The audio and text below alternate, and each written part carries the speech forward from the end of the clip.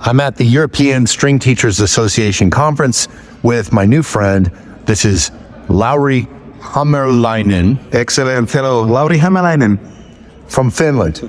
And he's got a method and some sheet music for young violinists, very young violinists, and it's called Violin Friends. Yeah, and so I want to ask him a couple questions about what makes his method different. And for those of you that are teachers out there, you might be interested in some of his sheet music, arrangements of songs. So I think if I understand correctly, Lauri, one of the things that's different about this is that you're a proponent of young kids playing chamber music from the very beginning. So you've written the sheet music that is for violin duos, violin and viola duo, violin viola trio, and same for cello and viola and this sort of thing. So talk just a little bit about that if you don't mind. Yes, sharing is really caring. This is what I strongly believe. I want to give the kids the possibility to start to study music together, really from the beginning of the studies together. And it means to study and practice music together, to be able to perform it together, and also to make examinations in the future together with this music. So, for example, in the Viola Friends and Violin Friends, there's a lot of duos. Of course, this is only for one player, but there's as many duos as possible. Yeah. This is good. And I guess what really caught my attention when I met you at the train station last night, we're in Cardiff, Wales, for the European String Teachers Association conference, was you were talking about the joy of playing violin. So the idea you just shared with me about this that I thought was interesting was about when you encounter let's say a kid, a student, and they've got, let's say, 8 things that they're doing wrong and 2 things that they're doing right. I want you to share what you said about that. I'm just curious from a teaching standpoint. Yeah, it's something, when I heard it the first time myself, I couldn't believe it either. In fact, it's an idea of a Finnish ski jumping coach. He's called Mika Kojonkoski. Everybody has been ski jumping a lot lately, right? It's an idea to work only on positive things, and it has to do with the language you use, but only on what you concentrate. So let's say there's a new student that comes and plays for you. We will probably pay attention to many things that we would like to change, possibly something with the stance or whatever, some technical things. But we might see also some things that work already. And the idea, it's called circle of positivity. The whole idea is that you concentrate only on the good things and you try to make the things that work even better. And the psychological idea behind it is that the student will start to feel much better, the self-esteem will be higher, and let's say also like the sparkle in the eyes is much better when the student feels the success. Even it can be very, very small detail, small things you work on, but when the whole attitude is changing to positive feeling, instead of the feeling, imagine for a minute that you would be the student who comes to the lesson. You have a new teacher, you're always afraid of the new things. You don't want to hear that you're making mistakes again, and especially you don't want to go home, leaving the classroom with the feeling that I did so many mistakes, and next week when I have the lesson again, I'm already a little bit afraid to make these mistakes again, right? So we try to talk only about positive things because it will leave you also in a positive mood, and you want to come back to your next week's lesson much more. So no correcting, really only focusing on the positive. I think it's pretty radical. I mean, obviously we hear a lot of time about, positive reinforcement and stuff like that, but this is even more. It's like we're not even going to address anything that's wrong. We're just going to focus on, but maybe for an entire lesson or something. I like this. It's very cool. So one of the other things you shared with me was about the relationship between the teacher and the student. I guess you were saying something about how maybe in the past that relationship was more of like, teacher has a certain level of authority and there's more focus on this authority. And you were kind of suggesting something else about how kids are now and how maybe we can change our teaching. Does that ring a bell to you? It does, yeah. It does really. I was asking him that what's the right way to say when people try, or we as teachers try to level ourselves with our students. If I call it leveling, might be right. just as a starting point, from the physical point of view, we are always bigger than our small students. So we have to be lower than them, right? So they can look from above us, because it's easier for them to take new information this way. Another thing is that we always have to give them options to choose from. So instead of saying, do this, we don't have to tell the truth even to them. That we can disguise the other option, like, you can try this if it's easier for you, but it's basically the same thing, right? So it's kind of giving them more agency in, hey, if this is boring to you, we can do this other thing instead, right? Yes, exactly. But yeah, there's also another idea, and it's letting kids teach other kids. And this is something which is incredibly powerful. We like to think that we are almost the best friends of our students, and we talk the same language, we understand them completely. Might be, but is it the same way, the other way around?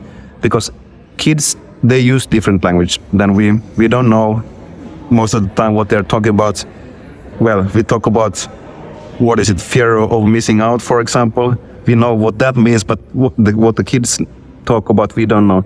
So they are really using same language with each other. And when they are watching somebody who is in the same age, but further in some musical or technical things, they pick it up much faster. And it has to do something with neural cells, how we are able to feel what other people feel. When we see them, our brain is already activated. And kids in the same age, it's much more stronger for them. So how do you foster this peer-to-peer teaching among young kids? I come from Finland originally. They use it now in the Finnish schools. So I will tell an example which relates to the musical word. In the beginning of the school year, they divide the students into groups. In every group, the idea is that in every group there is somebody who knows a little bit more of the subject than the other ones. And at school they are given all the homework for the whole year at the first lesson. And the groups, they can choose, will they make a theater play? Will they make a drawing? Will they make a presentation? Will they represent their subjects using another language they are studying at the school, for example? They can use whatever methods come naturally for them, that is motivating for them. And then at the end of the school year, let's say Christian would be the student. You have a grade in your mind. That's how was your maths this year? I would be your teacher. And then we would meet and discuss. And you would have given already a grade for yourself, and I would have given a grade. And then we just discuss the grade and the learning process. And then we come up with a mutual grade. And what is really interesting is that usually the students, they are much more honest, but discerning, hard for themselves. So if he would be doing amazing, he would still be like, I wasn't that good because So that's basically what we try to do also at the music school. We divide the students into groups. There's always somebody who knows a little bit more. And when kids teach other kids, it creates a different kind of space because they are super active. They respect each other. They talk the same language.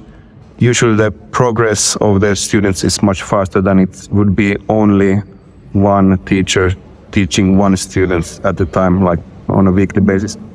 So a lot of people talk about the benefits of violin playing in the terms of like the connections it makes in the brain and discipline, how it can help you to be good at math or something. I don't know. There's lots of benefits. But one of the things you talked about that resonated with me is just the joy of violin playing, which I think is a powerful reason. And so I wonder if you could share just anything about that. When have you seen kids express this joyfulness around playing, or what are some things that maybe you do or recommend that people can do to foster this joy, or how do you stay connected to that intention? Yeah, it's an excellent question, something I've been wondering about for many years. I think my favorite moment is when I'm conducting a string orchestra and I see the joy and the commitment of the youngsters. I feel the energy, I feel the music vibrating, and I feel the excitement. But I think what we work in practical life is that we have all this other time that we have to prepare for these moments. So what I've been trying to do is that instead of teaching, in Finland we are always teaching 17 weeks before Christmas, 18 weeks after Christmas, and then it's a summer holiday. So I try to break up the routine. We can have a concert every month, for example, and everybody plays only small pieces. Or if they work on a concertino, they play only the first page. Because everybody knows. In fact, there was a study from Norway, from a Barat music school in Norway, that found out, surprisingly, that everybody is practicing much more before the concerts. So instead of waiting and having a long period of time, which is good for us, we can try to break it down into really, really small parts and work on small things and perform as often as possible. And the same thing applies to the lessons. We have to play more than to talk, right?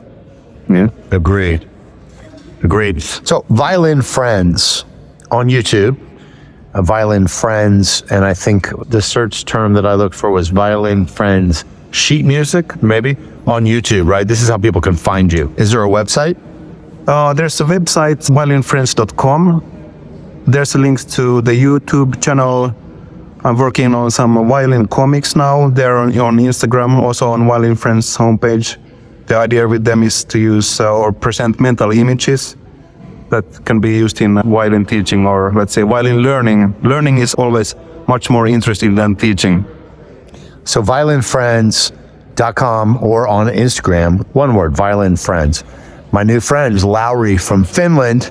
And as always, if you'd like to learn more about the resources that I offer, you can find me at this YouTube channel, or if you're not listening on YouTube right now, then just go to the Christian House YouTube channel, where I have lots of free play-along videos. Lauri, so thank you so much, man. It's great to meet you. Thank you. The same.